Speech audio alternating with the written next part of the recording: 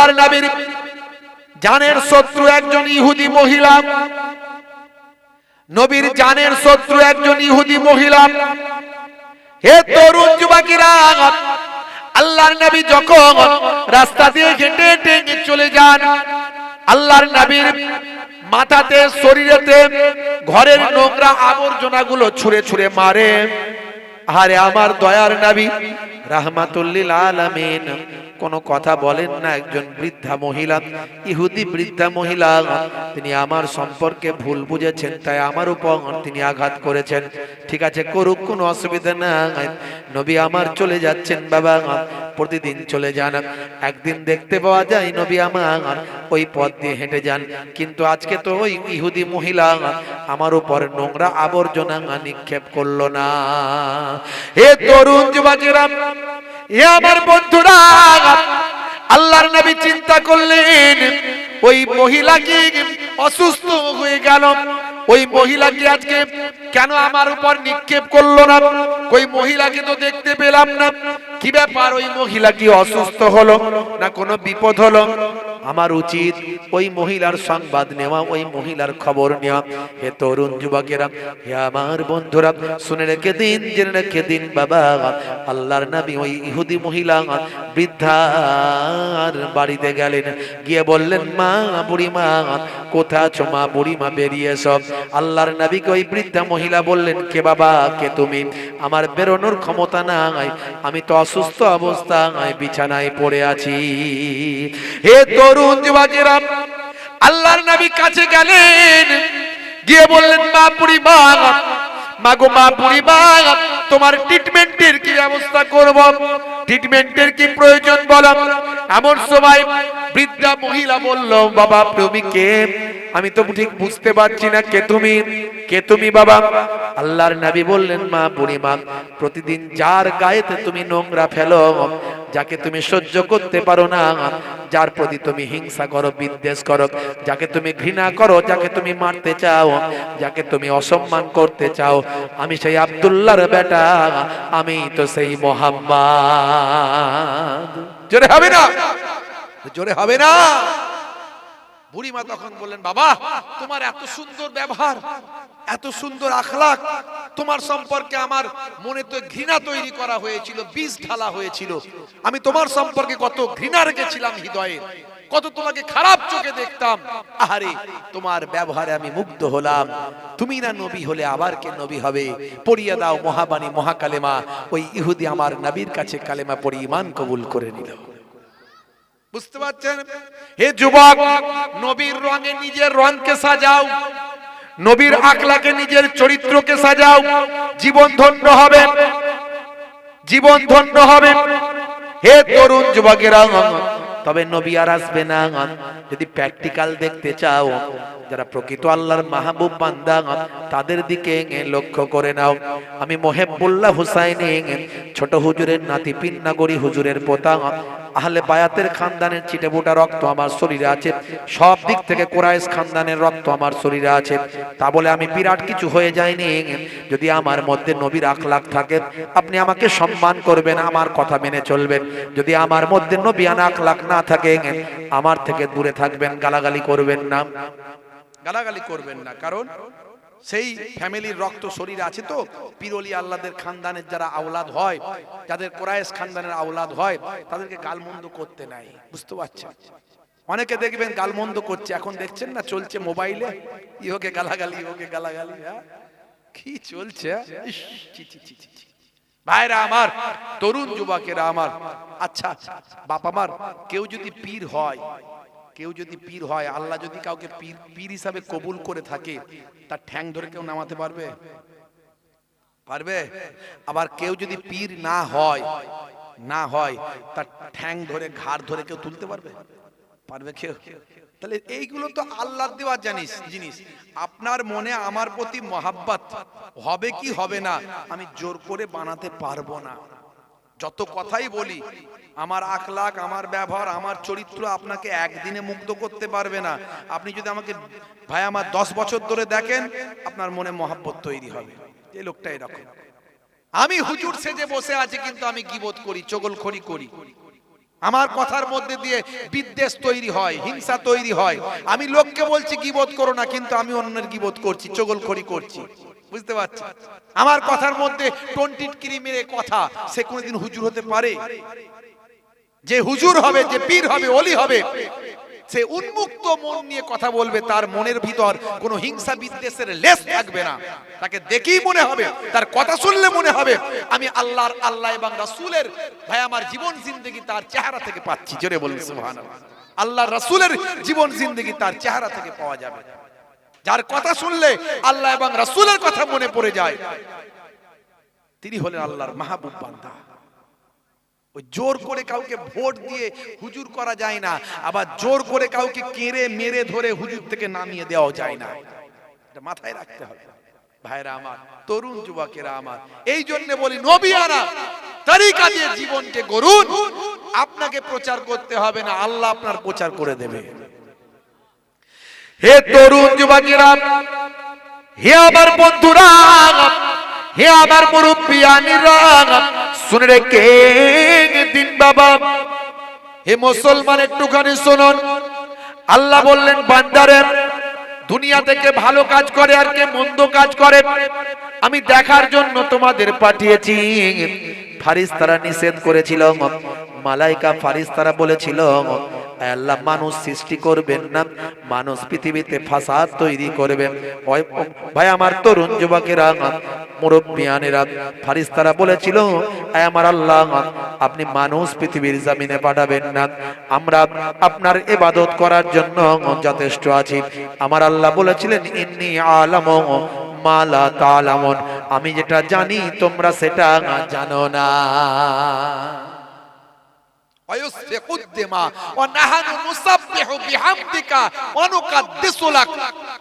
ফারিস্তারা বলেছিল আল্লাহ আমরাই তো যথেষ্ট আপনার ইবাদত করার জন্য, আপনার উপাসনা করার জন্য, আপনার জন্য, আপনার জিকির করার জন্য আমরাই যথেষ্ট। হে তরুণ যুবকেরা, হে আমার বন্ধুরা, হে আমার মুরব্বিয়ানিরা, আল্লাহ বললেন হে মালাইকা ফারিস্তারা শুনে রেখে দাও, আমি যা জানি তোমরা সেটা জানো না। ভাইরা আমার, তরুণ যুবকেরা আমার, হে আমার মুরব্বিয়ানেরা, শুনে রেখে দিন, জেনে রেখে দিন মুসলমান। হে জওয়ান যুবকেরা একটু খেয়াল করুন। আল্লাহ বললেন শোনো, যারা প্রকৃতই ঈমানদার হবে, যারা আমার নির্দেশটা পালন করবে, আমি আল্লাহর জন্য, আল্লাহ তাদের জন্য রেখেছি মহা পুরস্কার। ইন্নাল্লাযীনা আমানু ওয়া আমিলুস সালিহাত কানাত লাহুম জান্নাতুল ফিরদাউসি নুজুলা। জোরে হবে না? যারা ঈমানটা এনেছে, হে তরুণ যুবকেরা, যারা ঈমানটা এনেছে সেই মতো আমলটা করেছে, তাদের জন্য আমি আল্লাহ বলি আমার দয়ার জান্নাত, জান্নাতুল ফেরদাউস দান করে দিলাম। ভাইরা আমার, তরুণ যুবকেরা আমার, হে আমার মুরব্বিয়ানিরা শুনে রেখে দেন, জেনে রেখে দেন। ভাইরা আমার, আমার আল্লাহ বললেন বান্দা তোরা আমার ইবাদতটা কর, আমার নির্দেশটা মেনে চল, আমি তোদের ইবাদতের জন্য পৃথিবীতে পাঠিয়েছি। মা খলাকতুল জিন্না ওয়াল ইনসা ইল্লা লিয়াবুদুন, আমি জিন জাতি এবং মনুষ্য জাতিকে আমার ইবাদত করার জন্য পৃথিবীতে পাঠিয়েছি। হে জওয়ান যুবকেরা, ইবাদত মানে শুধু নামাজ, রোজা, হজ, যাকাত নয়। ইবাদত মানে নবিয়ানা তরিকা, ইবাদত মানে রাসূলের আখলাক, রাসূলের নির্দেশ, রাসূলের সুন্নত, এই সব কিছু ইবাদত। আর বড় ইবাদত গুলো হলো নামাজ, রোজা, হজ, যাকাত। গরিবদের জন্য, গরিব মানুষ যিনি, তার জন্য হজ যাকাত ছাড় দেওয়া হয়েছে। ধনী মানুষ হজ যাকাত করে যে সওয়াবের অধিকারী হবে, গরিব মানুষ হজ যাকাত না করেও সেই সওয়াবের অধিকারী হবে। হে তরুণ যুবকেরা, হে আমার বন্ধুরা, হে মুসলমান, তাহলে আপনাকে আমাকে রাসূলের সুন্নত তরিকাগুলো আগে ধারণ করতে হবে, নবিয়ানা জিন্দেগিতে আখলাককে সাজাতে হবে, আপনার আমার চরিত্রকে নবিয়ানা চরিত্রে পরিপূর্ণ করতে হবে। ভাইরা আমার, আমার আল্লাহ লক্ষ্য করছেন বান্দা কে ইবাদত করে আর কে ইবাদত করে না। তবে বান্দা পাপ করবে, গুনাহ করবে, আর ক্ষমা করবেন কে? যারা বলেন কে? বান্দা পাপ করেছিস, গুনাহ করেছিস বান্দা, আল্লাহ বলছেন হাদিসে কুদসির মধ্যে এসেছে, লা তাকনাতু মির রাহমাতিল্লাহ, বান্দা তোরা আমার রহমত থেকে নিরাশ হয়ে যাস না, আমার রহমত থেকে নিরাশ হয়ে যাস না। তোদের গুনাহ রাশি যদি আসমানের মেঘবালায় পৌঁছে যায়, আমি আল্লাহ তাআলা তোদের গুনাহ রাশিকে মাফ করতে পরোয়া করি না। ওরে বান্দা ফিরে এসো, আমি আল্লাহ আমার দরবারে ফিরে এসো। ভাইরা আমার, তরুণ যুবকেরা, আমার আল্লাহ বলছেন ইয়া আইয়ুহাল্লাযীনা আমানু তুবু ইলাল্লাহি তাওবাতান নাসুহা, তোমরা তওবাটা করো, অন্তর থেকে তওবা করো।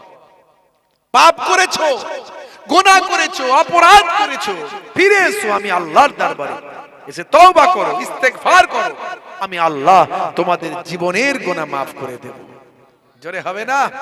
আর জোরে হবে না? আমার আল্লাহ আপনারা আমার জীবনের গুনাহকে মাফ করে দেবেন যদি আমরা তওবাটা করতে পারি। ভাইরা আমার, তরুণ যুবকেরা আমার, হে আমার মুরব্বিয়ানিরা, হে জওয়ান যুবকেরা, শুনে রেখে দিন বাবা, মুসলমান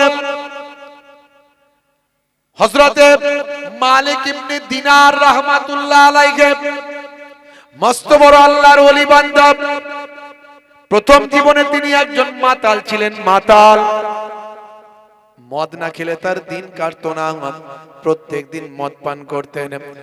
আমার আল্লাহ নেশা করাকে হারাম করেছেন। কোরআন মাজিদ খুলে দেখুন, আমার আল্লাহ মদকে হারাম করেছেন।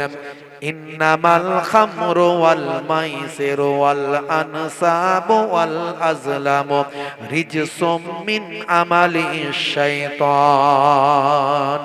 হে তরুণ যুবকেরা, আমার আল্লাহ এখানে মদ খাওয়াকে শয়তানি কাজ বলেছেন, মদ খাওয়াকে আমার আল্লাহ নিষেধ করে দিয়েছেন। হে যুবকেরা, মিলাদুন নবীতে যায়, হে যুবকেরা, জুম্মার দিনে 2 রাকাত নামাজ পড়ে নেয়, হে যুবকেরা, হুজুর দেখলে সালাম দেয়, হে যুবকেরা, মিলাদুন নবীর চাঁদা দেয়, মায়ের পায়ে সালাম করে, কদম বুসি করে নেয়, পিতার জন্য ঈদের দিনে লুঙ্গি গেঞ্জিটা এনে দেয়, মানুষ দেখলে ভালো ব্যবহার করে নেয়। কিন্তু এমন কিছু যুবক আছে রাত্রি 9টা বাজলে লাল পানি খায়, আছে না নাই? হে যুবকেরা, হারাম থেকে দূরে থাকুন, নেশা মুক্ত জীবন যাপন করুন। মুসলমান, মদ আল্লাহ হারাম করেছেন, সে নেশা হোক আর নাই হোক। ভাইরা আমার, তরুণ যুবকেরা, মদ মদই হয়, মদ কখনো দুধ নয়। আমি এর আগেও বলেছি, এক বালতি দুধেতে যদি 1 ছিপি যদি কুকুরের পেট চাপ দেওয়া হয়, ওই দুধটা কি আর কেউ খাবে? না, না, খাবে না। কারণ কুকুরের পেট চাপ ভাই আমার অত্যন্ত ঘৃণ্য একটা, ভাই আমার তরল, ভাই আমার কুকুরের পেচ্ছাপ অত্যন্ত জঘন্য একটা তরল পানীয়। ভাই আমার, এরই জন্য 1 বালতি দুধেতে 1 ছিপি কুকুরের পেচ্ছাপ দিলে আর ওই দুধটা কেউ খাবে না। তার থেকেও নিকৃষ্ট আল্লাহর দরবারে, রাসূলের দরবারে হলো মদ। তাতে নেশা হোক আর নাই হোক, মদ মদই হয়। মদ খেলে শরীরটা নাপাক হয়ে যায়, জবানটা অপবিত্র হয়। আমার আল্লাহর দরবারে মদ খাওয়া হারাম, আল্লাহ হারাম করেছেন, নবী হারাম করেছেন। হে যুবকেরা, হে আমার বন্ধুরা, মদ খেলে নেশা হয়, নেশা হোক বা নাই হোক, তা তো আপনার জন্য হারাম। 1 বালতি খাবার 1 ছিপি খাও, সবই তোমার জন্য হারাম। যুবক, মদকে মুখে তুলবে না, সারা শরীরটা নাপাক হয়ে যাবে। হে যুবকেরা, মুরব্বিয়ানিরা শুনে রেখে দেন, এই কদিন আগে ইন্টারনেটে ভাইরাল হয়েছে বাবা, ব্রাজিল বলে জায়গা, ব্রাজিল, সেই ব্রাজিলে হে তরুণ যুবকেরা একজন ব্যক্তি ভাই আমার মস্ত বড় মাতাল, মদ খেয়ে রাস্তায় বেসামাল, আর চলার তার ক্ষমতা না হয়, মদ খেয়ে সে উল্টে উল্টে পড়ে যায়, তখনও হাঁটতে পারে না, এবার জমিনে পড়ে যাবে। ইন্টারনেটে ভাইরাল আপনারা দেখেছেন, অনেকে আমার কাছে পাঠিয়েছে। হে তরুণ যুবকেরা একটা তার পোষা ষাঁড় ছিল, ষাঁড়, সেই ষাঁড়টা তখন নিজের প্রভু নিজের মালিক ভাই আমার জমিনে পড়ে যাবে, তাই যাতে জমিনে না পড়ে যায় পেছন থেকে ধাক্কা মেরে ঠেলে ঠেলে ওই মাতাল মানুষটাকে তার ঘর পর্যন্ত পৌঁছে দিয়েছে। এখন লোকে বলছে দেখো ওই মাতালের থেকে ষাঁড়ের বুদ্ধি বেশি, ওই মাতালের থেকে ষাঁড়টা অনেক ভালো। হে তরুণ যুবকেরা বলার উদ্দেশ্য, মদ খেলে হিদায়াত জ্ঞান থাকে না, মদ খেলে বুদ্ধি লোপ হয়ে যায়। নেশা আল্লাহর নবী হারাম বলেছেন, কুল্লু মুস্কিরিন হারাম, প্রত্যেক নেশাগুলো হারাম। হে তরুণ যুবকেরা নেশা মুক্ত জীবন যাপন করুন। ভাইরা আমার, মুরব্বিয়ানেরা আমার, হযরতে মালিক ইবনে দিনার রাহমাতুল্লাহ আলাইহি তিনি প্রথম জীবনে একজন মাতাল ছিলেন, পরবর্তীকালে একজন আল্লাহর মাহবুব বান্দা হয়েছিলেন। হে তরুণ যুবকেরা, হে আমার বন্ধুরা, শুনে রেখে দিন, জেনে রেখে দিন বাবা, মস্ত বড় আল্লাহর মাহবুব বান্দা হযরতে মালিক ইবনে দিনার ওয়াজ করছেন, ওয়াজ করছেন, ওয়াজ করছেন, ওয়াজ করছেন। এমন সময় মজলিস থেকে একজন বৃদ্ধ মানুষ বলছে, হুজুর বেয়াদবি নেবেন না, বেয়াদবি গোস্তাকি মাফ করবেন, আমি যতটুকু জানি আপনি প্রথম জীবনে একজন মাতাল ছিলেন, আর এখন এত সুন্দর ওয়াজ করেন, আপনার ওয়াজ শুনে হাজার হাজার মানুষ হেদায়েত হয়ে যায়। তো ব্যাপারটা একটু খুলে বলবেন, আপনার জীবনটা পাল্টালো কেমন করে, আপনার জীবনটা পরিবর্তন হলো কেমন করে? ভাইরা আমার, তরুণ যুবকেরা আমার, হে আমার মুরব্বিয়ানেরা, হে যুবকেরা শুনে রেখে দিন বাবা, হযরতে মালিক ইবনে দিনার চোখ ভরা পানি, বুক ভরা বেদনা নিয়ে বলেছিলেন, শোনো, আমি একজন মস্ত বড় মাতাল ছিলাম, মদ না খেলে আমার দিন চলতো না, প্রত্যেক দিন মদের বোতল নিয়ে বাড়িতে আসতাম, খাবার টেবিলে বসে বসে আমি মদ পান করতাম, মদ না খেলে আমার ঘুম আসতো না। হে তরুণ যুবকেরা, হে আমার বন্ধুরা, শুনে রেখে দেন, জেনে রেখে দেন, তিনি নামাজ ছেড়ে দিয়েছিলেন, রাসূলের সুন্নত, রাসূলের তরিকা ভুলে গিয়েছিলেন বাবা। হে জওয়ান যুবকেরা, হে আমার বন্ধুরা, তিনি বলেন, শোনো, আমার বাড়িতে আমার স্ত্রী ইবাদত বন্দেগী করতেন, কিন্তু আমি নামাজ কালাম করতাম না, আমি ইবাদত বন্দেগী করতাম না। হে জওয়ান যুবকেরা, আমার একটা ছোট্ট বাচ্চা ছিল, সেও ইবাদত বন্দেগী করত, ছোট্ট একটা কন্যা ছিল আমার, সেও ইবাদত বন্দেগী করত, কিন্তু আমি ছিলাম বড় মাতাল, মদ না খেলে আমার দিন চলতো না। হে জওয়ান যুবকেরা, আমার আল্লাহ কোরআন মাজিদে ৮২ বার নামাজের কথা বলেছেন, ওয়াকিমুস সালাত ওয়াতুজ যাকাত ওয়ারকাউ মা'আর রাকিন। হে তরুণ যুবকেরা, আমার আল্লাহ বলেন, তোমরা সালাতটা আদায় করো, যাকাতটা প্রদান করো, আর রুকুকারীদের সঙ্গে তোমরা রুকুটা করো। এখানে সালাত কায়েম করতে বলা হয়েছে, শুধু নিজে পড়লে হবে না, সালাত আদায় করতে, কায়েম করতে বলা হয়েছে। কায়েম করা আলাদা জিনিস, আর নিজে পড়া আলাদা জিনিস। সালাত নামাজ শুধু নিজে পড়লে হবে না ভাই আমার, দোস্ত আমার, সালাতটা কায়েম করতে হবে। ঘরের মধ্যে দেখা যায় স্ত্রী সালাত আদায় করে, নামাজ আদায় করে, স্বামী নামাজ পড়ে না, বাপ সালাত আদায় করে, সন্তান নামাজ পড়ে না। হে তরুণ যুবকেরা, সালাতটা কায়েম করতে আল্লাহ বলেছেন ৮২ বার। আমার আল্লাহ বলছেন সালাতটা কায়েম করো, তার মানে তোমার বাড়িতে, তোমার পরিবারের মধ্যে নামাজটা প্রতিষ্ঠা করো। নামাজকে কি করতে হবে? প্রতিষ্ঠা করতে হবে। শুধু আমি নামাজ পড়লাম মানে আমি বেঁচে গেলাম, তা কিন্তু হবে না। আপনার পরিবার, আপনার সন্তান নামাজ পড়ে না, তার জন্য আপনাকে কিন্তু কৈফিয়ত দিতে হবে আল্লাহর কাছে। অত সহজ নয়, অত সহজ নয়। আপনি নামাজ পড়ছেন, ভাবছেন আমি বেঁচে গেলাম, আমার পরিবার পড়েনি, ও আল্লাহর দরবারে জবাব দেবে না। আপনার উপরে হক ছিল। একটা মহিলা যখন জাহান্নামে যাবে, সঙ্গে সে 4 জনকে নেবে। ওই মহিলা বেপরদার সঙ্গে ঘুরেছে, ওই মহিলা বেনামাজি থেকেছে, ওই মহিলা অপবিত্র অবস্থায় দিনরাত কাটিয়েছে, ওই মহিলা ভাই আমার নামাজ ইবাদত বন্দেগী ধার ধারে না, ওই মহিলা অশ্লীল ভাবে জীবন কাটিয়েছে। হে তরুণ যুবকেরা, হে আমার বন্ধুরা, ভাই আমার দোস্ত আমার, ওই মহিলা যখন জাহান্নামে যাবে সঙ্গে সে 4 জনকে নেবে। ভাই আমার তখন সে তার প্রথম বাপকে ডেকে নেবে। বাপ আল্লাহওয়ালা হতে পারে, কিন্তু ওই মহিলার জন্য বাপকে জাহান্নামায় ঢুকতে হবে ভাই আমার, কারণ ওই বাপ তাকে গাইড করেনি, সঠিক পথের দিশা দেখায়নি, 1 নাম্বার। 2 নাম্বার, ওই ভাই আমার মহিলার বড় ভাইকে জাহান্নামায় যেতে হবে, কারণ ওই বড় ভাইয়ের উপরেও দায়িত্ব ছিল, ওই বড় ভাই তাকে গাইড করবে, ওই বড় ভাই তাকে সঠিক পথ দেখাবে। ওই বড় ভাই তার গাইড করেনি, দেখভাল করেনি, দায়িত্ব নেয়নি, এই জন্য বড় ভাইকেও জাহান্নামায় যেতে হবে। 3 নাম্বার হলো, ওই মহিলা যদি জাহান্নামায় যায় সঙ্গে তার স্বামীকে যাবে, স্বামীকে সঙ্গে নেবে, কারণ ওই স্বামী তার ভাই আমার গাইড করেনি, স্বামী তাকে লক্ষ্য করেনি, স্বামী তার বউকে নিজের নায়িকা করেছিল। কথা ঠিক না ভুল? এখনকার দেখবেন মোটরসাইকেল বেরিয়েছে, মোটরসাইকেল 1 তলা আর 3 তলা। প্রথম তলাটা 1 তলা, তার উপরটা 3 তলা। হ্যাঁ, আমাকে এক জায়গায় বসাতে যাচ্ছিল, দৌড় বাবু তোর এই মোটরসাইকেলে বসার ক্ষমতা আমার নাই, তুমি ভাই হেঁটে হেঁটে যাবো, মোটরসাইকেল নিয়ে চলে যাবো। ভাবলাম এই মোটরসাইকেলগুলো চাপে কারা, বুঝতে পারছি, যে ড্রাইভার চাপছে সে নিচে বসে আছে, আর যে প্যাসেঞ্জার উপরে বসবে সে তার ঘাড়ের কাছে বসবে, বুঝতে পারছি। সর্বনাশ, বসে কারা? বলে হুজুর এগুলো তো যে সে লোকেরা কেনে না, এগুলো যারা নায়ক নায়িকা তারা কেনে।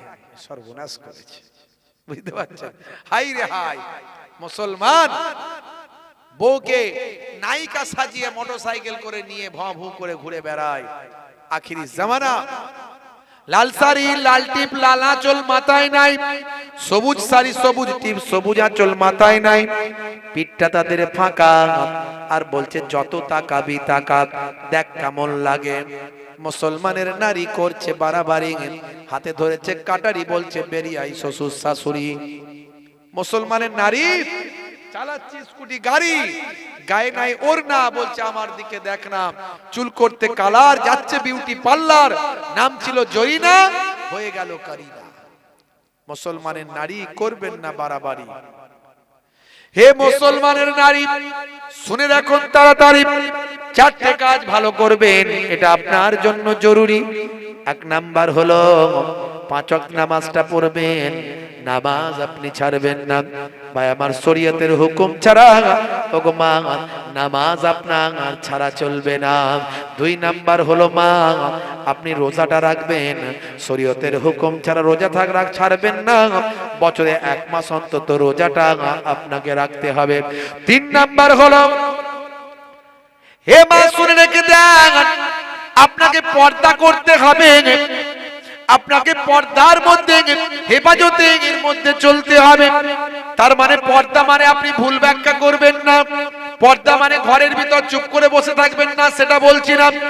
নবীর যুগে মেয়েরা যুদ্ধে পর্যন্ত যোগদান করেছে, আমার নবীর যুগে মায়েরা যুদ্ধে পর্যন্ত যোগদান করেছে। ওগো মা শুনে রেখে দিন, জেনে রেখে দিন, পর্দা মানে আপনি আপনার শরীরটাকে ঢেকে সম্মানের সঙ্গে আপনি চলবেন, আপনি আপনার শরীরটাকে সম্মানের সঙ্গে ঢেকে ইজ্জতের সঙ্গে গায়ে মাথায় কাপড় দিয়ে, মাথা ঠান্ডা রেখে গায়ে মাথায় কাপড় দিয়ে সম্মানের সঙ্গে আপনি হেঁটে হেঁটে চলবেন। মাগো মা, ও মা প্রয়োজনে আপনি নিশ্চয় বাইরে বেরোতে পারবেন, আপনি শিক্ষা দীক্ষা করবেন, এলেম জ্ঞান অর্জন করবেন মা, কারণ শুনে রেখে দেন আল্লাহর নবী বলেছেন তালাবুল ইলমি ফারিদাতুন আলা কুল্লি মুসলিমিনা মুসলিমাত, প্রত্যেকটা নর নারীর জন্য এলেম জ্ঞান অর্জন করা, শিক্ষা করা হলো ফরজ। আপনার ঘরের মেয়েটা এলেম অর্জন করবে, জ্ঞান অর্জন করবে, বুঝতে পারছেন? নিশ্চয় আপনার ঘরের মেয়েটা শিক্ষিতা হবে, কারণ নারীদের শিক্ষার দরকার আছে। নারী শিক্ষায় হয় সমাজ গঠিত, নারী শিক্ষা নাই বলে সমাজ পতিত। নারীগণ যদি শিক্ষিতা না হয় কখনো মুসলিম জাতি জাগিবার নয়। কিন্তু নারীদেরকে সচেতন করতে হবে, তাদের ইজ্জত, তাদের পর্দা, তাদের সম্মান, সে সম্পর্কে তাদেরকে সচেতন করতে হবে। তারা যেন নিজেদের ইজ্জত সম্মানকে বাঁচিয়ে শিক্ষা দীক্ষায় এগিয়ে আসে। আপনার ঘরের মেয়েটা যদি গাইনি ডক্টর না হয়, আপনি কেমন করে আশা করছেন যে আমার স্ত্রীকে একজন মহিলা ডাক্তারের কাছে নিয়ে যাব? কারণ আপনি তো নিজেই তৈরি করছেন না মহিলা গাইনি ডক্টর। করতে হবে আপনাকে। কিন্তু আপনার মেয়েটা মাথায় কাপড় দিয়ে হিজাব পরে সম্মানের সঙ্গে তার মেধাটার বিকাশ ঘটাবেন আপনি।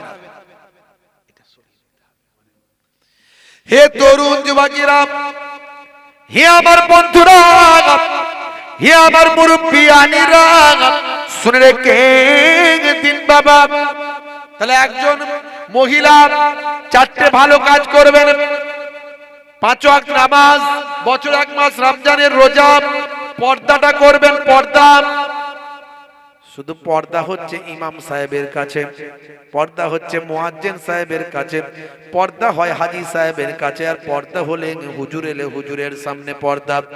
হুজুরকে রাস্তায় দেখতে পেল, এতক্ষণ মাথায় কাপড় ছিল না, এমন মাথায় কাপড় দিয়ে ঘুমটা টানলো, পেছনটা লোডশেডিং হয়ে গেল। কথা ঠিক না ভুল? আছে না নাই?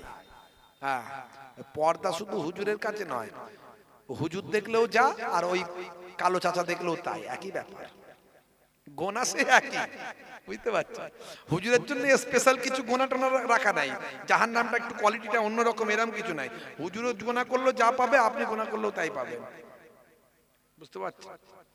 হে তরুণ যুবকেরা, হে আমার বন্ধুরা, হে আমার মুরব্বিয়ানিরা, শুনে রেখেন দিন বাবা। তাহলে পর্দা করতে হবে, নামাজ, রোজা, পর্দা। আর 4 নাম্বার হলো স্বামীর দেখাশোনা, স্বামীর খেদমত করবেন। স্বামীর উপরে মাতব্বরি করতে যাবেন না। এখনকারের স্বামীর ভাই আমার, ঘরের স্বামী স্ত্রীর সম্পর্কটা হয়ে গেছে অন্যরকম। কি রকম বলে? স্বামী হচ্ছে একজন মেম্বার, স্বামী হয়ে গেছে মেম্বার, আর স্ত্রী হয়েছে হোম মিনিস্টার। কথা ঠিক না ভুল? স্বামী হয়েছে মেম্বার, স্ত্রী হয়েছে হোম মিনিস্টার। স্ত্রীর কথা ছাড়া ঘরের একটা কাজও হয় না, আছে না নাই? নিশ্চয় পরামর্শ করতে বারণ করছি না, পরামর্শ করবেন, কিন্তু মাতব্বরিটা করলে চলবে না। স্বামীর উপরে নির্ভরশীল আপনাকে হতে হবে। হে তরুণ যুবকেরা, আল্লাহর নবী বলেছেন, যদি আমি কাউকে সিজদা করার অনুমতি দিতাম, সিজদা করা হলো হারাম, আল্লাহ ব্যতীত আর অন্য কাউকে সিজদা করা হলো শিরক।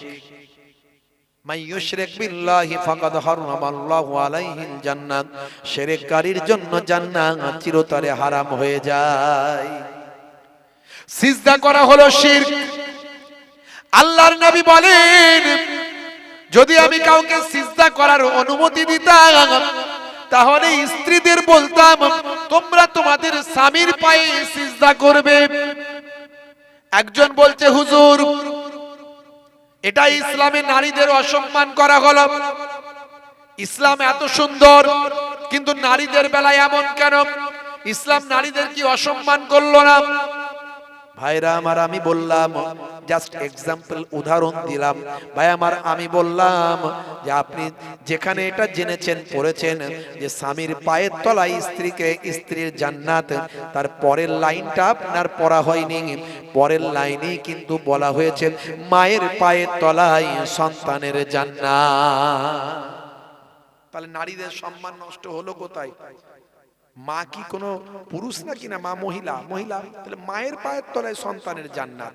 ইসলামে নারীদের কখনো অসম্মান করা হয়নি, নারীদের মর্যাদা সবচেয়ে বেশি দেয়া হয়েছে।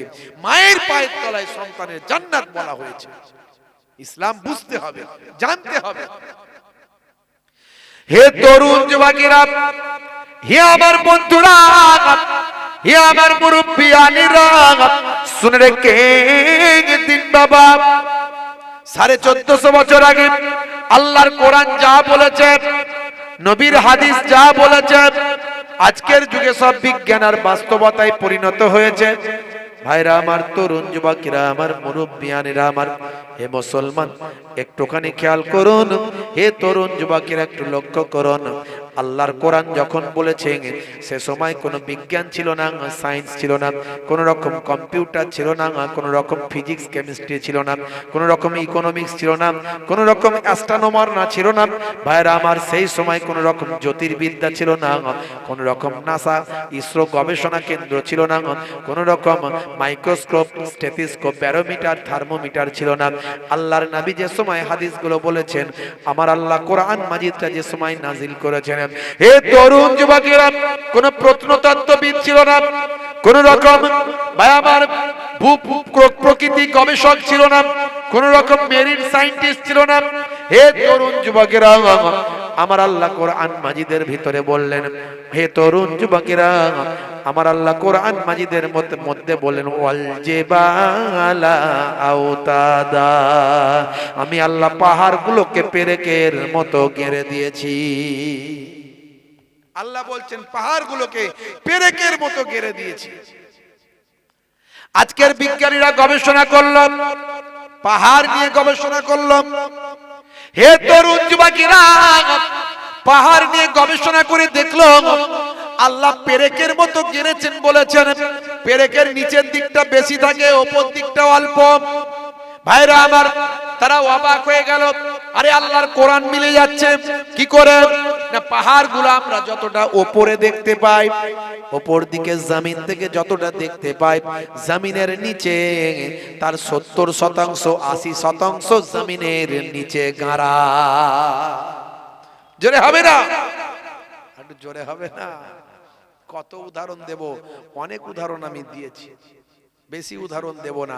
এই উদাহরণগুলো এই জন্য দিই যাতে করে আপনি বুঝতে পারেন কোরআন সত্য, কোরআন সত্য আপনি যাতে বুঝতে পারেন। কয়েকদিন আগে মাত্র জম্মু কাশ্মীর হাইকোর্টে একটা বিচার হয়েছে। বিচারটা করেছেন কে? হে তরুণ যুবকেরা, হে আমার মুরব্বিয়ানেরা, শুনে রেখে দিন বাবা, জেনে রেখে দেন, বিচারটা করেছেন বিচারপতি বিনোদ চ্যাটার্জি কৌর। ভাই আমার, দোস্ত আমার, শুনে রেখে দেন, জেনে রেখে দেন, মুসলমান একটুখানি খেয়াল করুন। হে তরুণ যুবকেরা, হে আমার মুরব্বিয়ানেরা, শুনে রেখে দেন বাবা, হে জওয়ান যুবকেরা, বিচারটা করেছেন বিচারপতি কৌর। তিনি বিচার করেছেন কি? হে জওয়ান যুবকেরা, শুনে রেখে দেন, বিচারপতি কৌর বিচার করেছেন। কার বিচার? যার বিরুদ্ধে বিচার তিনি একজন হাজী সাহেব, তার নাম হলো আব্দুল গফফার। হে জওয়ান যুবকেরা, হে আমার বন্ধুরা, শুনে রেখে দিন বাবা, জেনে রেখে দেন, হে মুসলমান একটু লক্ষ্য করুন। এই বিচারটা করছেন আব্দুল গফফার।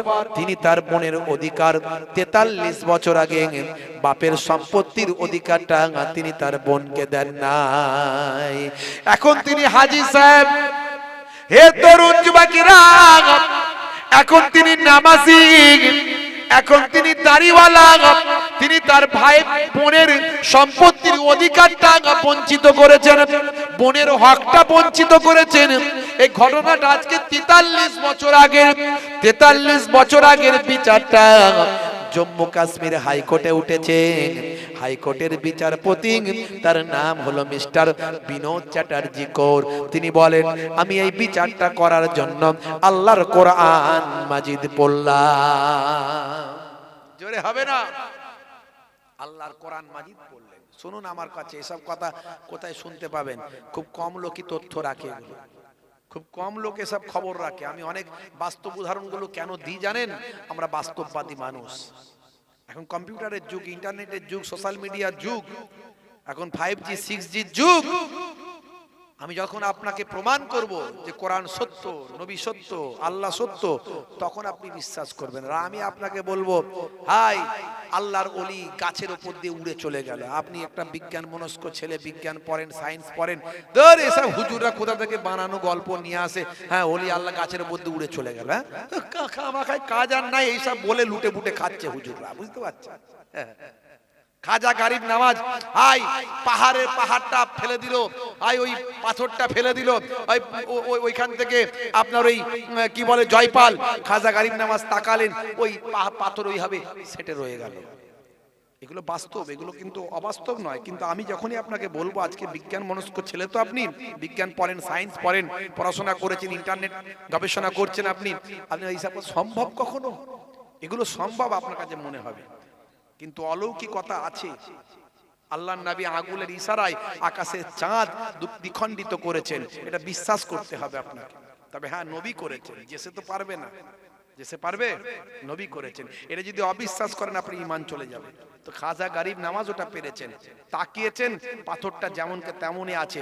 আজও গিয়ে দেখে আসবেন ভাই আমার, ওই যে আনা সাগরের পাশে ওই যে আপনার পাহাড় আছে, কি পাহাড়টা বলেন না, ওই যে পাহাড়ের উপরে রওজা বলেন, হ্যাঁ তারাগড় পাহাড়, ওই পাহাড় থেকে নামবেন আপনি পাবেন।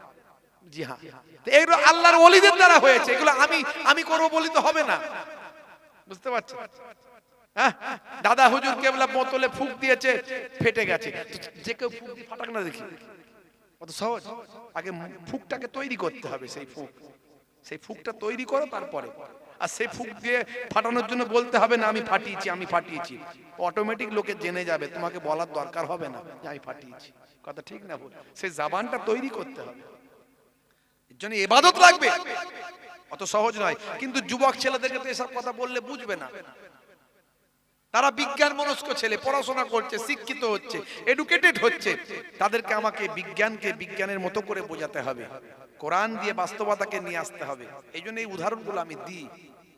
অনেক যুবক ছেলেরা আমাকে বলে, হুজুর আপনার ওয়াজ শুনে আমি হেদায়েত হয়েছি, কে বলে আমি নামাজ পড়ছি, কে বলে আমি দাঁড়িয়ে রেখেছি, কে বলে আমি নেশা ছেড়ে দিয়েছি। সব ইয়ং শিক্ষিত ছেলে, অনেক আমার ভালোবাসে তারা বলে, হুজুর আপনার ওয়াজটা একটু অন্যরকম, আমাদের বড্ড ভালো লাগে। ভাইরা আমার, এই উদাহরণগুলো আমাকে জোগাড় করতে হয়, এগুলো খোঁজ খবর রাখতে হয়, বের করতে হয়, তথ্যগুলো আনতে হয়। হে তরুণ যুবকেরা, হে আমার বন্ধুরা, মাত্র এক সপ্তাহ আগের কথা বলছি, জম্মু কাশ্মীর হাইকোর্টের বিচারপতির নাম হলো বিনোদ চ্যাটার্জি কৌর। তিনি বিচার করছেন কার? বিচার করছেন নাম হলো আব্দুল গফফার। তিনি একজন হাজী সাহেব, তিনি একজন দাড়িওয়ালা, তিনি একজন নামাজি পরেশগার আল্লাহওয়ালা মানুষ। 43 বছর আগে নিজের বাপের সম্পত্তির অধিকার বোনকে বঞ্চিত করেছেন। 43 বছর মামলাটা আজকে হাইকোর্টে উঠেছে। এখানে আমরা কেউ বাপের সম্পত্তির অধিকার বোনকে আমরা কখনো বঞ্চিত করি না, এমন লোক আমাদের কাছে এখানে নাই। আচ্ছা, এখানে এরকম নাই, আমরা করি না এসব খারাপ কাজ, এগুলো কেউ করি না কি আমরা? কি কথা ঠিক না ভুল? আমরা আমাদের বোনেদেরকে, আমাদের মেয়েদেরকে ঠিকঠাক অধিকার বুঝিয়ে দিই, ইসলামের অধিকার। কি কথা ঠিক না ভুল? হ্যাঁ হ্যাঁ, এমন অনেক লোক আছে আমাদের এদিকে আছে, বুঝতে পারছো? বোনকে বলে, তুই তো বাবা এলে আমার ঘরেই থাকবি, আমার এখানেই খাবি, হ্যাঁ যতদিন আসবি আমার এখানে উঠবি, তো তুই আবার অধিকার কেন নিবি? তুই আবার কেন সম্পত্তি নিবি? তুই তো শ্বশুর বাড়িতে পাবি, তো এখানে কেন নিবি? আরে ভাই, আল্লাহ দিয়েছে, সে কেন নেবে না? এখন বোন কি ভাইয়ের সঙ্গে মারপিট করবে? আরে তোকে মন খারাপ করতে হবে না, 1 লাখ টাকা নে। 1 লাখ টাকা দিয়ে দিল তাকে, দিয়ে বললো তুই যতদিন পারবি বেঁচে থাকবি, আমার ঘরে এসে খাবি উঠবি। হ্যাঁ, 1 কোটি টাকার সম্পত্তি 1 লাখে মেরে দিল। আল্লাহ বলবে, আয় আমি রেডি করে রেখেছি, গরম গরম লোহা রেডি করে রেখেছি, আয়। কত বড় আল্লাহওয়ালা হয়েছিস আমি একবার দেখব। তোর বোন কিছু বলতে পারেনি, কিন্তু আমি আল্লাহ ছাড়বো না, আমি আল্লাহ ছাড়বো না। অত সহজ নয়। হে তরুণ যুবকেরা, হে আমার বন্ধুরা, হে আমার মুরব্বিয়ানেরা, বিচারপতি বিনোদ চ্যাটার্জি কৌর সেই সময় বলেছিলেন, হে সুবি সাহেব, আপনাকে দেখে তো বড় সুবি সাহেব মনে হচ্ছে, দাড়িওয়ালা নামাজি, দেখে মনে হচ্ছে আপনি আবার হাজী সাহেব, আপনি সব ব্যাপারে ধর্ম মানেন, আর বোনের অধিকারটা দেওয়ার ব্যাপারে আপনার ধর্মটা কোথায় থাকে? আপনি কি কোরআন পড়েননি? হে হাজী সাহেব, আপনি কি কোরআন পড়েননি? আমি আপনার বিচারটা করার জন্য আল্লাহর কোরআনটা আমি পড়লাম। একজন হিন্দু বিচারপতি হয়ে আল্লাহর কোরআন থেকে রায় ঘোষণা করলেন। হে তরুণ যুবকেরা, বিচারপতি কৌর বলেন, হে আব্দুল গফফার শুনুন, আপনার বিচারটা আমি আল্লাহর কোরআন থেকে করছি, শুনুন। কোরআন মাজিদ সূরা নিসা, কোরআন মাজিদ সূরার নাম হলো সূরা নিসা, আয়াত নাম্বার হলো 11। এই 11 নাম্বার আয়াতে আল্লাহ কি বলেছেন শুনুন। ভাই আমার বিচারপতি কৌর তখন পড়ে শুনিয়ে দিলেন বিচার। ইউসিকুমুল্লাহু ফি আওলাদিকুম লিজ্জাকারি মিসলু হাজ্জিল উনসাইন। হে তরুণ যুবকেরা, বিচারপতি কৌর বললেন, আপনার আল্লাহ বলছেন, হে দুনিয়ার মানুষ শুনে রেখে দাও, জেনে রেখে দাও, আমি আল্লাহ তোমাদের সন্তানদের সম্বন্ধে নির্দেশ দিচ্ছি, পুত্রের জন্য 2 কন্যার সমান। একজন পুত্র যা সম্পত্তি পাবে বাপের, 2 কন্যার সমান পাবে। এটা আমি আল্লাহ তোমাদের জন্য, দুনিয়ার সন্তান সন্ততির জন্য নির্দেশ দিচ্ছি। এটা আমি আল্লাহ, আমার নির্দেশ। নির্দেশ কার? নির্দেশ হলো আল্লাহর। 2 জন কন্যা যেটা পাবে, পুত্র সেটা একা পাবে। মানে পুত্র যেটা পাবে, তার বোন তার অর্ধেক পাবে, আর তার বোন তার অর্ধেক পাবে। হে আব্দুল গফফার, আপনার বোন আপনার পিতার সম্পত্তির আপনি যেটা পাবেন তার অর্ধেক পাবেন। আজকে জম্মু কাশ্মীর হাইকোর্টে এই রায়টা দেওয়া হলো। জোরে হবে না? জোরে হবে না? আল্লাহর কোরআনের রায় জম্মু কাশ্মীর হাইকোর্টে বিচার প্রতিদান করলেন 1450 বছর আগের কোরআন মাজিদের রায়। আজকে 21 শতাব্দীতে 2025 সালে ভাই আমার জম্মু কাশ্মীর হাইকোর্টের রায় ঘোষণা হচ্ছে আল্লাহর কোরআন দিয়ে। জোরে বলুন সুবহানাল্লাহ। জোরে হবে না? আর জোরে হবে না? তাহলে কোরআন সত্য, মহা সত্য, ধ্রুব সত্য। কোরআন যিনি সৃষ্টি করেছেন তিনি সত্য, কোরআন যার উপর নাজিল হয়েছে তিনি সত্য। তাহলে সেই সত্য যদি মানি, তাহলে সত্য থেকে দূরে কেন থাকি? সত্য যদি মানি, সত্য থেকে দূরে কেন থাকি? কেসিয়াস কেলে থেকে টাইসন, গ্যারি মিলার, জেনিফার, কত উদাহরণ আমি দিয়েছি এর আগে। সানা আলী খান, হাসিম আমলা, ভাই আমার তরুণ যুবকেরা, আমার মুরব্বিয়ানেরা, আমার মিস্টার ব্রেইন, মিস্টার জোসেফ, পৃথিবী বিখ্যাত বিখ্যাত ব্যক্তি এরা। আমি এদের উদাহরণগুলো টেনে নিয়ে এসেছি, বলেছি। আজকে আর বেশি সময় বলবো না, বেশি সময় নেব না। হে তরুণ যুবকেরা, হে আমার বন্ধুরা, হে আমার মুরব্বিয়ানেরা, শুনে রেখে দিন বাবা মুসলমান। তাহলে আপনাকে আমাকে সেই আল্লাহর নির্দেশটা পালন করতে হবে। আল্লাহর নির্দেশ সমূহ যদি পালন করি, আমার আল্লাহ আপনাকে আমাকে কি করবেন? আমাকে আপনাকে আল্লাহ তাআলা ভাই আমার পুরস্কার ঘোষণা করবেন। কি পুরস্কার দেবেন?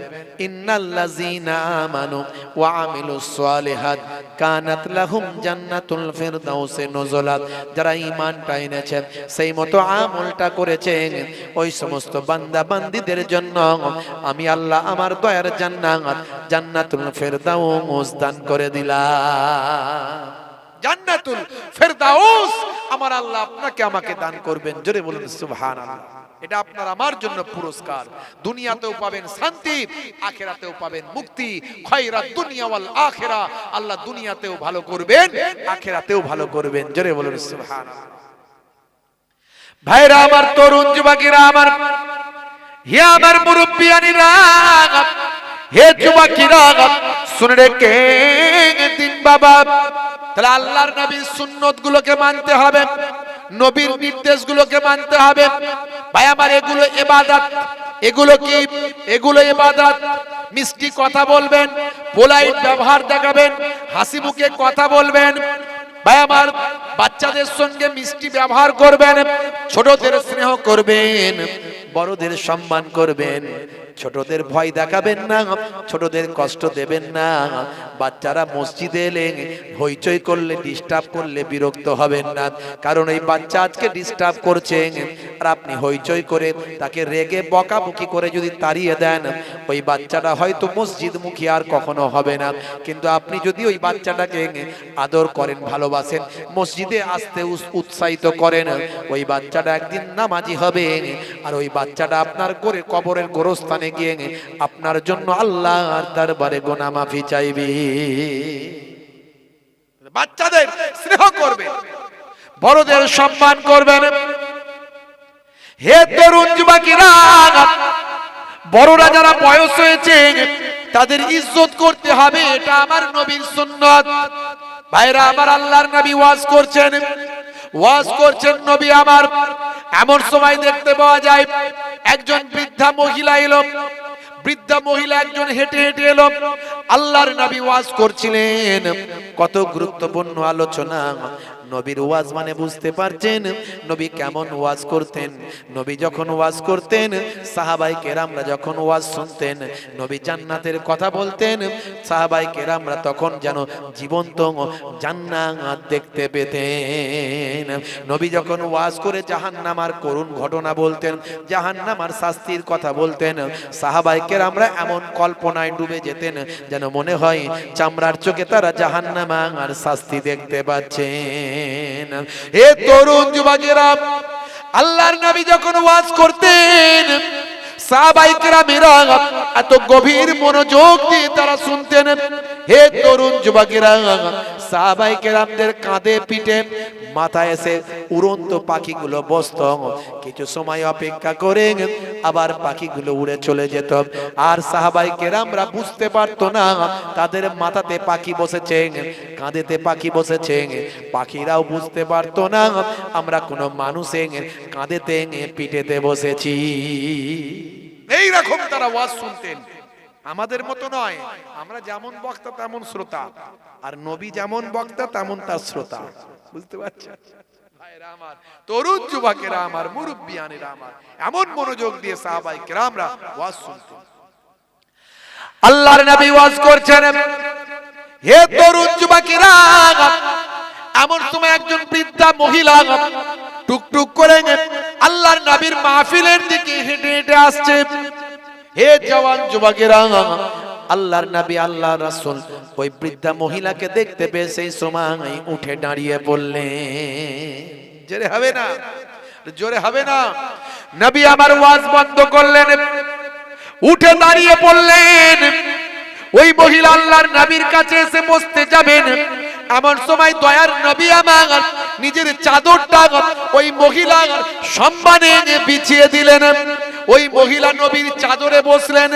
হে তরুণ যুবকেরা, হে আমার বন্ধুরা, হে আমার মুরব্বিয়ানেরা, নবী আমার কিছু সময় আস্তে আস্তে মহিলার সঙ্গে, ওই বৃদ্ধা মহিলার সঙ্গে কথা বললেন। ওই বৃদ্ধা মহিলা আবার আস্তে আস্তে কিছু নবীর সঙ্গে কথা বললেন। সাহাবায়ে কেরামরা ঠিক বুঝতে পারলেন না, কারণ একটু দূরে বসেছিলেন।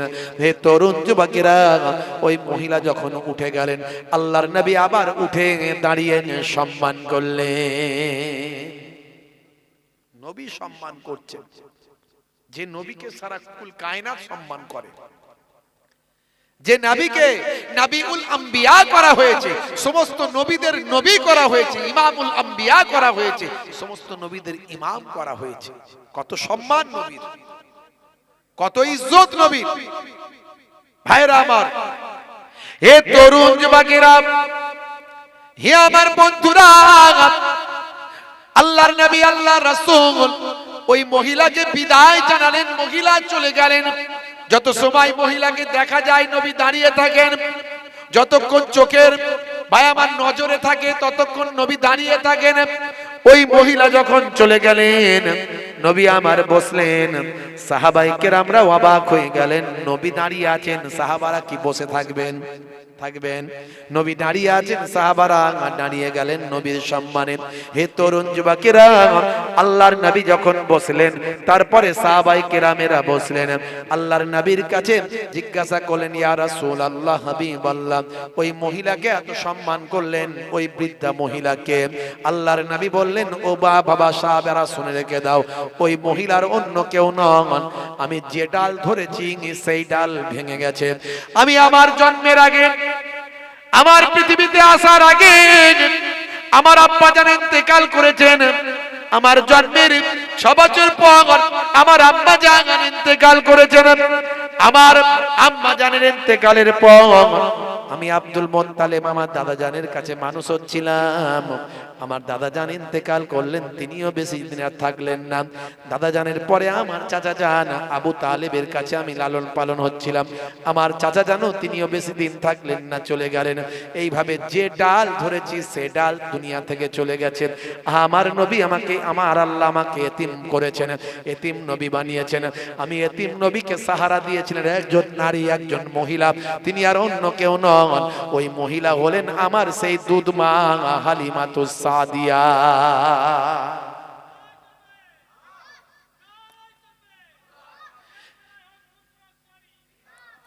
হে তরুণ যুবকেরা, হে আমার বন্ধুরা, হে আমার মুরব্বিয়ানেরা, আল্লাহর নবী বড়দের কেমন সম্মান করতে হয় দেখিয়েছেন, ছোটদের কেমন স্নেহ করতে হয় নবী দেখিয়েছেন। ভাই আমার অমুসলিমদের সঙ্গে কেমন ব্যবহার করতে হয় দেখিয়েছেন। আপনি কথা বলবেন, মুচকে হেসে কথা বলবেন, হাসলে সব, কাঁদলে গোনা মাফ। আপনি রাস্তা দিয়ে যাবেন, সওয়াব পাবেন। নবী যেভাবে দেখিয়েছেন সেভাবে হাঁটবেন। রাস্তা থেকে পেরে কাঁচ ভাঙা পাথর থাকলে সরিয়ে দেবেন, সওয়াব পাবেন। কোন ইমানদার মুসলমান দেখলে আপনি সালাম দেবেন, পরিচিত হোক অপরিচিত হোক সালামটা দেবেন, সুন্নতের সওয়াবটা পাবেন। অমুসলিম, হিন্দু, খ্রিস্টান, জৈন, বৌদ্ধ যদি আপনার পরিচিত হয়, আপনি সম্মান দিয়ে ভালো মুখে কথাটা বলবেন, এটাও নবীর তরিকা। হে তরুণ যুবকেরা, হে আমার বন্ধুরা, আপনি চেটে মুচে খাবারটা খাবেন, বসে পানিটা বসে পান করবেন, ইস্তেঞ্জা করে পবিত্র হবেন, অপবিত্র অবস্থায় থাকবেন না। হে তরুণ যুবকেরা, হে আমার বন্ধুরা, আপনি যখন ঘুমাবেন ডান দিকে কাত হয়ে ঘুমাবেন। আপনার পায়ের পোশাক যেটা পরবেন পায়ের গিরার নিচে যেন না যায়, পায়ের গিরার নিচে পরবেন না। ইচ্ছাকৃতভাবে যদি পায়ের গিরার নিচে আপনি পোশাক পরেন, মা আসফালা মিনাল কাবাইনি মিনাল ইজারে ফিন্নার, পায়ের গিরার নিচে ওই অংশটা জাহান্নামের আগুনে জ্বলবে, সাবধান। হে তরুণ যুবকেরা, হে আমার বন্ধুরা, নারীদের সম্মান করবেন, মহিলাদের সম্মান করবেন, নারীদের ইজ্জত করবেন, মায়ের সম্মান করবেন। মায়ের পায়ের তলায় সন্তানের জান্নাত, এটা জানবেন। পিতামাতা হলো জান্নাত, বাপ মায়ের খেদমত করবেন, বাপ মায়ের সেবা করবেন, বাপ মায়ের সুস্থতা করবেন।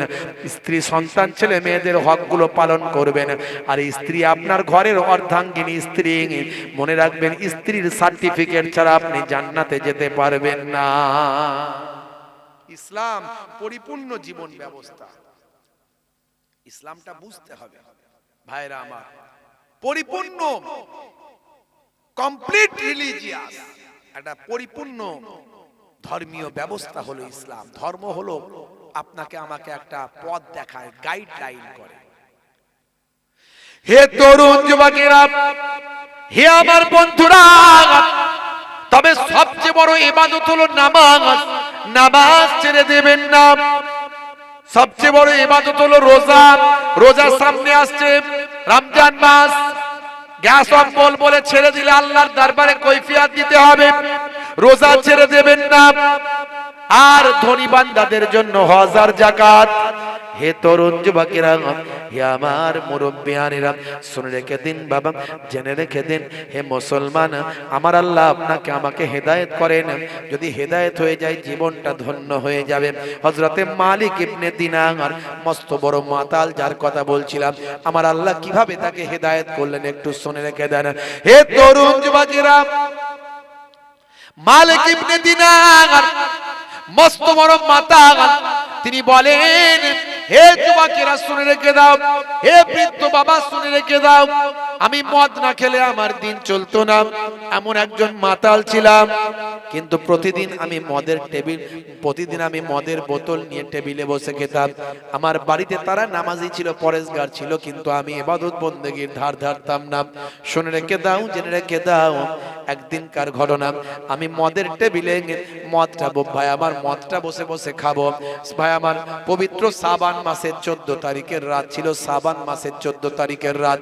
এমন সময় আমার বাচ্চা, ছোট 6 বছর বয়সী কন্যা মহিলাটা, ছোট্ট কন্যা বাচ্চা মেয়েটা আমার ছুটাছুটি করতে গিয়ে আমার মদটা এমন সময় ওই মাটিতে পড়ে গেল। পড়ে গিয়ে বোতলটা ফেটে গিয়ে ভেঙে গিয়ে মদটা খাওয়া সেদিনে আর হলো না। আমি ঘুমিয়ে পড়লাম।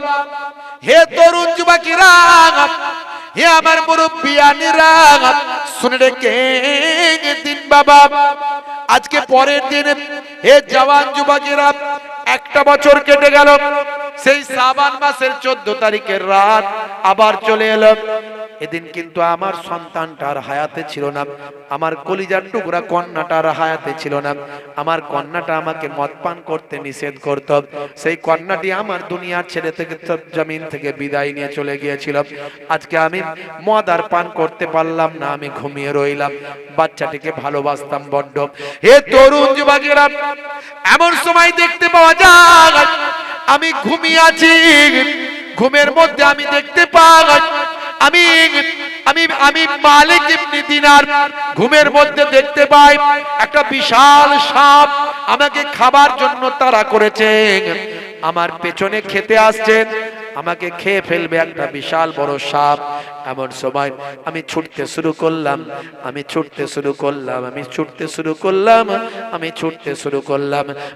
বাঁচাও করে সাপের জন্য, সাপের তাড়া খেয়ে আমি ছুটতে শুরু করলাম। হে যুবকেরা, শুনে রেখে দেন, সাপের কথা বলছি যখন, বলতে গিয়ে মনে পড়ে গেল যে বেনামাজি যে বান্দার নামাজ ছেড়ে দেয় 14টা শাস্তি আমার আল্লাহ তার জন্য রেখেছে। যারা নামাজ ছেড়ে দিয়েছে 14টা শাস্তি, আল্লাহর নবীর হাদিস থেকে প্রমাণ, 14টা শাস্তি তার জন্য রাখা হয়েছে। বন্ধুরা আমার, তরুণ যুবকেরা আমার, মুরব্বিয়ানেরা আমার, তার মধ্যে দুনিয়াতে হবে 5টা শাস্তি। দুনিয়াতে হবে 5টা শাস্তি। কি কি? 1 নাম্বার, আল্লাহর নবী বলেন দুনিয়াতে 5টা শাস্তি হবে। তার মধ্যে যে ইচ্ছাকৃত হবে নামাজ ছেড়ে দেবে, তার চেহারার মধ্যে একটা নেককারের জ্যোতি থাকবে না। মানুষটা কালো হোক আর ফর্সা হোক আর যাই যেমনই হোক না কেন, তার চেহারা দেখলে একটা মিষ্টতা থাকে। হে তরুণ যুবকেরা, হে আমার বন্ধুরা, আল্লাহর নবী বলেন বেনামাজি বান্দার দুনিয়াতে 5টা শাস্তি হবে। তার মধ্যে একটা হলো নেককারের জ্যোতি। নেককারের চেহারার মধ্যে নেককারের জ্যোতি থাকবে না, নেক বান্দার জ্যোতি থাকবে না, তার চেহারার মধ্যে নূর থাকবে না। 1 নাম্বার। 2 নাম্বার হলো তার রুজি রুটিতে কোনো বরকত হবে না, রুজি রুটির মধ্যে বরকত পাবে না। 3 নাম্বার হলো সে যদি কোনো ভালো কাজ করে, সেই ভালো কাজে সওয়াব পাবে না। 3 নাম্বার, কোন নেক কাজ করেছে, ভালো কাজ করেছে, এই ভালো কাজের ফল, ভালো কাজের দুনিয়াতেই হবে, তার আমল নামায় কোনো ভালো কাজের সওয়াব জমা হবে না। ভালো করে বুঝবেন। 4 নাম্বার হলো ওই বান্দা যদি ভাই আমার তরুণ যুবকেরা, সে যদি তার নিজের জন্য কোনো দোয়া চায়, সে দোয়া কবুল হবে না। আর 5 নাম্বার হলো হুজুর এসেছে, হুজুরকে বলে হুজুর দোয়া করবেন, যত বড়ই হুজুর হোক, বেনামাজির জন্য দোয়া করলে দোয়া কবুল হবে না। 5টা দুনিয়াতে শাস্তি বেনামাজি। হে তরুণ যুবকেরা, হে যুবকেরা ভালো করে শোনো, হে মুরব্বিয়ানেরা শুনে রেখে দেন, যারা নামাজ পড়েন না আজ থেকে প্রতিজ্ঞা করুন নামাজ পড়বেন। 5টা হলো দুনিয়াতে শাস্তি। আর ভাই আমার মৃত্যুর সময় হবে তিনটে শাস্তি, মৃত্যুর সময় হবে তার তিনটে শাস্তি। কি কি? এক নাম্বার হলো মওতটা হবে অত্যন্ত জিল্লাতের সঙ্গে, অত্যন্ত অপমানের সঙ্গে তার মওত হবে, এক নাম্বার। দুই নাম্বার মওতটা হবে প্রচন্ড ক্ষুধার্ত অবস্থায়, ভাই আমার প্রচন্ড ক্ষুধার্ত অবস্থায় তার মৃত্যু হবে। আর তিন নাম্বার যখন সে মারা যাবে প্রচন্ড পিপাসা অবস্থায় সে মারা যাবে। এই তিনটে শাস্তি মওতের সময় তার জন্য হবে। ভাইরা আমার, তরুণ যুবকেরা আমার, এবার কবরে গেলে হবে তিনটে শাস্তি। কবরে যাবার পর তার তিনটে শাস্তি হবে। এক নাম্বার হলো কবরের মাটিটা, একদিকের মাটি অন্য দিকের মাটির সঙ্গে সে এমন ভাবে মিশে যাবে তার সারা শরীরটাকে আটার মতো গুঁড়ো করে ফেলবে, আবার গোটা হয়ে যাবে, আবার আটার মতো গুঁড়ো করে ফেলবে। এটা হলো এক নাম্বার। দুই নাম্বার হলো কবরটাতে আগুনের কুণ্ডু ভরিয়ে দেওয়া হবে, আগুন জ্বালিয়ে দেওয়া হবে, আগুনের কুণ্ডুতে তার শরীরটা পুড়তে থাকবে। এটা হলো দুই নাম্বার। তিন নাম্বার কবরের ভিতর একটা ভয়ঙ্কর সাপ নিযুক্ত করা হবে। সেই সাপটার নাম হলো সুজা আকরাম, যে সাপটা দুনিয়ার জমিনে একবার নিঃশ্বাস ফেললে কিয়ামত পর্যন্ত আর কখনো ঘাস সেখানে জন্ম নেবে না। তিনটে শাস্তি কবরে। কেউ কেউ বলে হুজুর কবরের শাস্তি তো আমরা কিছু বুঝতে পারি না, আমরা তো বল কুড়াতে যাই, খেলতে খেলতে বলটা চলে গেল ভাঙা কবরে, দেখলাম কবরে পড়ে আছে, টুক করে বললাম নাম না, তুলে নে না, ভয় নাই। একজন পাহারা দিই আর একজন টুক করে হাতটা গলিয়ে বলটা তুলে নি। না কোনো শাস্তি, না কোনো আজাব, না কোনো চিৎকার, কিছুই পায় না। আমি বলি উদাহরণটা এরকম হবে, শোনো। রাত্রিরে তুমি ঘুমিয়ে আছো, সবাই জেগে আছে, তুমি ঘুমের মধ্যে একটা স্বপ্ন দেখছো। কি স্বপ্ন দেখছো? যে ঘুমের মধ্যে স্বপ্ন দেখছো যে তুমি পানিতে ডুবে যাচ্ছ, তুমি একা বাঁচার জন্য লাপালাপি করছো, চিৎকার করছো, কাঁদছো, বাঁচাও বাঁচাও করছো, কিন্তু তোমার আশপাশে ঘরের মধ্যে সবাই ঘোরাঘুরি করছে, কেউ কিন্তু শুনতে পায়নি। তোমার যখন ঘুম থেকে ভাঙলো, উঠলে যখন তুমি তখন ভয়ে ভয় পেয়ে গেলে, হাই রে হাই আমি কোথায় স্বপ্ন দেখছিলাম, কি ভয়ঙ্কর স্বপ্ন। এই স্বপ্নে তুমি একা কষ্ট পেয়েছো, আর কেউ কষ্ট পায়নি, কেউ শুনতেও পায়নি। কবরে যে গেছে সে একাই বুঝতে পারবে, সেই কষ্ট পাবে, তার পাশাপাশি কোনো মানুষ কষ্টও পাবে না, বুঝতেও পারবে না। উদাহরণটা মনে রাখবেন, বুঝতে পারছেন? হে তরুণ যুবকেরা, হে আমার বন্ধুরা, হে আমার মুরব্বিয়ানেরা, শুনে রেখে দিন বাবা। হে মুসলমান একটু খেয়াল করুন। আর কিয়ামতের দিনে হবে তিনটে শাস্তি। কিয়ামতের দিনে তিনটে শাস্তি হবে। এক নাম্বার হলো, হে তরুণ যুবকেরা, হে আমার বন্ধুরা, হে আমার মুরব্বিয়ানেরা, আমার আল্লাহ কিয়ামতের দিনে তার উপর নারাজ থাকবেন। ওই ব্যক্তির উপর আমার আল্লাহ কিয়ামতের দিনে নারাজ থাকবেন। আর দুই নাম্বার হলো তার ভাই আমার তার হিসাবটা হবে বড় কঠিন অবস্থায় হিসাব নেওয়া হবে। দুই নাম্বার হলো তার হিসাবটা হবে অত্যন্ত কঠিন ভাবে। কিয়ামতের দিনে আমার আল্লাহ তার উপর নারাজ থাকবে। এক নাম্বার, আল্লাহ নারাজ থাকা মানে এটাই বড় বড় শাস্তি। আর দুই নাম্বার হলো তার হিসাব নেওয়া হবে, আমল নামার হিসাব নেওয়া হবে কঠিন ভাবে, শক্ত ভাবে হিসাব নেওয়া হবে। আর তিন নাম্বার হলো ওই বেনামাজি ব্যক্তিকে ফারিস্তারা অত্যন্ত অপমানের সঙ্গে, জিল্লাতের সঙ্গে জাহান্নামায় নিক্ষেপ করবে। এই তিনটে কিয়ামতের দিনে শাস্তি হবে। মোট 14টা শাস্তি বেনামাজির জন্য আল্লাহর নবী জানিয়ে দিয়েছে। ওয়াক্ত যে হলো ওযু করো, মসজিদে চলো, খোদার হুকুম পালন করো, নামাজটা পড়ো।